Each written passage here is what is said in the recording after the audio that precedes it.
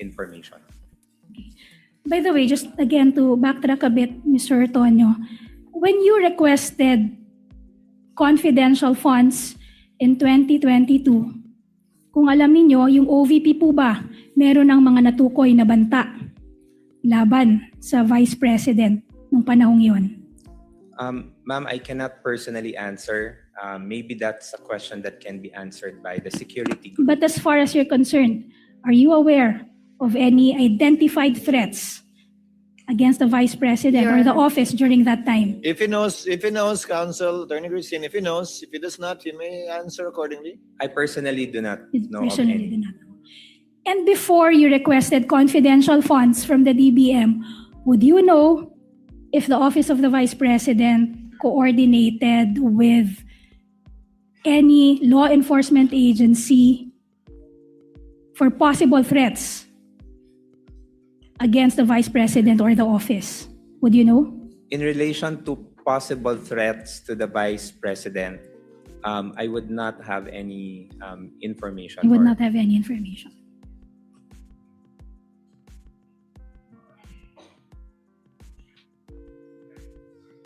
Ibig sabihin mo ba, itong mga threats na to, hindi to kasama sa mga supervise mo na internal affairs or mga programa ng internal affairs ng Office of the Vice President. Dahil sinabi mo, ikaw nagsusupervise ng 2 opisina who in turn or that in turn oversees or monitors matters relating to the OVP. Your Honor, please. Attorney Christine? Ask and answered and complex, Your Honor, and also argumentative. It's a bit compound, Counsel. Reform a bit, Counsel. The question is long as well. The witness might not be able to respond adequately. Break it up a bit, Counsel. So, Mr. Antonio, you mentioned earlier that you are not aware of any coordination efforts with law enforcement agency at the time that you requested funds from the DBM. Tama ba? Yes, Your ma'am. Honor, please. The question is misleading. The witness said no information as to the supposed threats against the Vice President. Witness has already answered, Counsel. Proceed, Attorney May. Okay. Thank you, Your Honor. So, nasabi mo wala kang alam na coordination efforts. Ang sinasabi mo pa, itong mga coordination efforts na to, hindi to sakop ng overseeing and supervising functions mo as Assistant Secretary and Assistant Chief of Staff of the OVP. In relation to security matters, ma'am, no, that is not part of my duties as the Assistant Chief of Staff. Okay, thank you.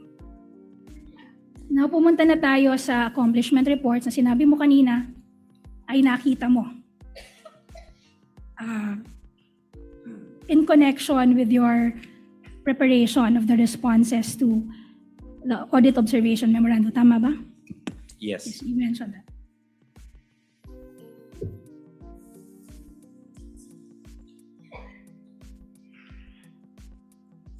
I am referring to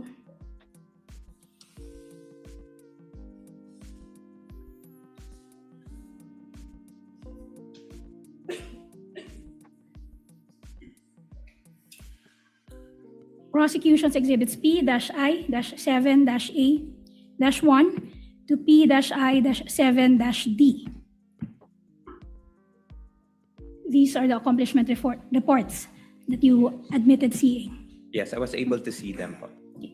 Let's first go to the first 3 accomplishment reports, which are P-I-7-A-1 to P-I-7-C. You confirm that? Do you see that before you? Yes. Okay. Etong 3 reports na to, ang bawat report ay naglilista ng pare-parehong 6 na kategorya sa pare-parehong pagkakasunod-sunod. Tama ba? Yes. You have purchase of information, payment of reward, rental and maintenance of safe houses, purchase of supplies, medical and food aid, and incentives or traveling. Tama ba? That order. Yes. All 3 accomplishment reports. Yes. Sa bawat quarter, ang mga halagang iyon ay eksaktong nagkakabuo ng 125 million. Tama ba? Based on the document, ma'am, presented, yes. And you will also confirm na sa bawat isa sa mga quarter na yon, walang halagang naisaulit. Naisaulit, tama ba? Based on the liquidation report, ma'am, Yes. yes. Now, sa 2022 report, ang safe house rental and maintenance, ang halaga ay 16 million pesos, tama ba? Yes, based on the report. Document. Ganon din sa first quarter ng 2023, 16 million din ang halaga ng house rental and maintenance, safe house rental and maintenance, tama ba? Yes, based on the document, ma'am. At ganon din sa second quarter ng 2023, 16 million para sa safe house rental and maintenance. Eksaktong 16 million pesos. Yes, ma'am. And you will also confirm, as you've already confirmed earlier, na ang 2022 report, ang saklaw na period nito ay 11 days. Tama ba? From December 21 to 31. Samantalang, ang sakop naman na period ng first quarter ng February 6 ng first quarter report ay February 6 to March 29, 2023. So that's 52 days. Tama ba? Based on the document, ma'am. And the second quarter naman, ang saklaw na period nito ay April 25 to June 30 or 67 days. Tama ba? Yes, based on the document. Gayunpaman, magkakapareho ang alaga ng safe house rental at maintenance sa tatlong reports na yan. Tama ba? Yes, the report. based on the report. So in short, 16 million pesos para sa safe house, para sa 11 araw, para sa 52 days, at para sa 67 days. Pare-parehong 16 million ang halaga. Based on the document, ma'am. Yes. The same is true, Mr. Antonio, for incentives and traveling. Yung line item na yan na makikita sa accomplishment report. Tama ba? It's the same 10 million pesos for all those 3 quarters. Yes, based on the document, ma'am. And you will also confirm that based on that document, based on those documents, for the 2022 report, it covers or it claimed to have covered 132 areas in 11 days. Tama ba? Sorry again, ma'am, for 20. 2022, the first report. Yung Yes, nakalagay ma'am. na area. It's 132 132 areas for 11 days. So first quarter naman of 2023, it claims 127 areas in 52 days. Yes, based on the report, ma'am. And for the second quarter, it's 111 areas in 67 days. Tama ba? Yes, based on the report, ma'am. Based on the report. And for the third quarter, it's 122 areas in 79 days, correct? Yes, that's correct, ma'am. So, ibig sabihin nito, yung shortest period pa, ang pinakamaikling panahon, ang nagbunga ng pinakamaraming lugar, which is 132 days. Tama ba? Based on the document. Based on the document, Yes. ma'am. Yes. Pero, yung halaga ay hindi nagbago. It remained 10 million pesos. Tama ba? Your Honor, please. Based on the document. Yes, Counsel. Argumentative, Your Honor, ang mahalaga hindi nagbago na 10 million pesos. Your Honor, the council may have misheard what I said. I was referring to halaga, Your Honor. And in any event, Your Honor, it's not argumentative. I am eliciting a matter of fact from this witness. Witness may answer, Counsel. We're a few minutes before lunch, Attorney Christine. Based on the document presented, ma'am. The That's amount how did it not seems. change. That's how it Remain Yes. 10 million pesos regardless of the number of areas covered. Yes, based on the document.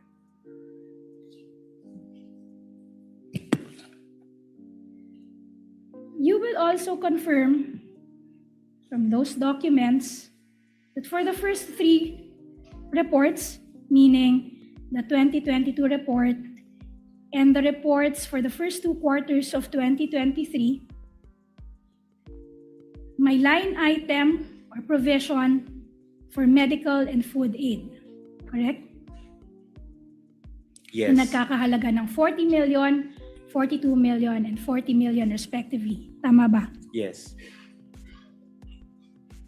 Etong mga accomplishment reports, you will agree and you will admit na ito ay isinumite sa COA bago pa nakatanggap ang OVP ng Audit Observation Memorandum. Tama ba? If based on the submission dates, ma'am, yes. Yes. And you will also confirm that the OVP received the first memorandum, which is Audit Observation Memorandum number 2023-213, only on October 4, 2023. Tama ba? Yes.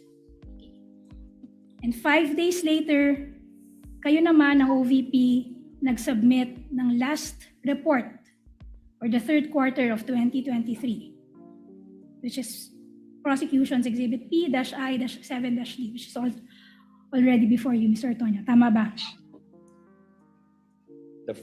The third quarter Yes. accomplishment report. Yes, you submitted that on October 9, 2023. October 9, based on the submitted report. Okay, so that was 5 days after you received the first audit observation memoranda from Yes. the COA. Tama. And if you will check and if you will confirm, dyan sa last na accomplishment report na yan, wala na yung line item for medical and food aid. Tama ba? Yes. Pero, ang kabuuan pa rin ng fund ay 125 million pesos. Yung kabuuan ng confidential fund na nagastos ay ganun pa rin, 125 million pesos. Yes, based on the document, ma'am. Yung dating 40 million, 42 million, and 40 million na amount, hinati-hati to sa iba't ibang line item. Tama ba? Merong nilagay sa provision ng rewards. Tama ba? Your Honor, Ma'am. please. Counsel? Witness is incompetent to testify on that because he did not prepare the accomplishment report. If he knows, counsel, based on the documents, if he knows ko, alam niyo po, Mr. Ortonio, maaari niyo pong sagutin. O hindi Thank niyo you, rin Your alam, Honor. sabihin niyo hindi niyo alam. I would not know, ma'am, if hinati-hati, ma'am, because I did not prepare the document. But you would confirm na kahit na wala yung line item na yon na supposedly 40 million, 42 million, and 40 million, the amount stayed 125 million. Your Honor, Correct? Your Honor, please. So, Same ruling, same objection. Asked and answered already. Same ruling, same objection. Please continue, counsel. Move on. And by the way, Attorney May, choose the best time when you want to pause para hindi ka bitin sa direct examination mo. Not to exceed 12:15 so that we can all go on a lunch break. But you choose the best time when you want to pause. Until 12:15, counsel. Or before that time. yes, Your Honor. Please proceed, So counsel. there was a question left hanging, Your Honor. I was asking the Yes. witness, since nawala yung light item na medical and food aid, subalit naging pareho pa rin ang amount, ang total halaga, which is 125 million.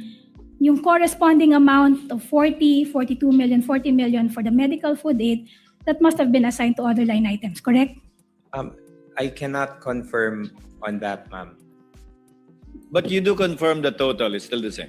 I can confirm, sir, that based on the document, the total amount is still the same. But And as to that the they're all the same, Mr. Ortonio. For the last quarter of 2022 and the first 3 quarters of 2023, they're all 125. Yes, that's correct, Your Honor. Move on, counsel. And you will also confirm, if you would compare those 4 accomplishment reports. For the first time in the accomplishment report for the third quarter of 2023, lumabas ang sa unang pagkakataon, ang bawat item ay inilarawan bilang kaugnayan sa areas of engagement of the Office of the Vice President. Tama ba? Sorry Yung- again, ma'am. Yung phrase na areas of engagement of the Office of the Vice President, makikita mo lamang yan for the first time in the third accomplishment report. Tama ba? Sorry, fourth accomplishment report referring to the third quarter of 2023 Areas of engagement. of the Office of the Vice President. Sorry, ma'am. Okay, for item D. Yes, based on the document, ma'am.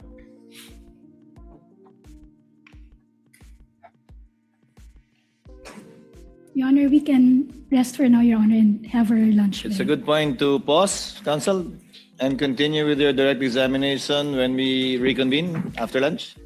Thank you, Your Honor. We shall go on a lunch recess and shall reconvene at 12:45 per the suggestion of the Senate President. We are on recess until 12:45.